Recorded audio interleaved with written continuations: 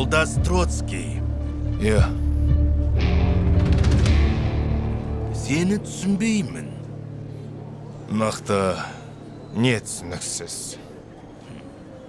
Нақтысын айтайық. Сен бұл революцияда не істеп жүрсің? Біз жұмысшылар мен шаруалар үшін әділетті әлем құрып жатырмыз. Ал сен интеллигентсің. Владимир Ульянов Ленинда интеллигент. Бұл не өзгертеді? Жоқ, сен шатастырып отырсың. Троцкий, Ленин құдайсыз әлемдегі икона сияқты. Ал сен қандай иконасың? Сен жебірейсің ғой. Біз бәріне ортақ әлем құрамыз. Жоқ, біз бәріне емес өзіміз үшін құрамыз.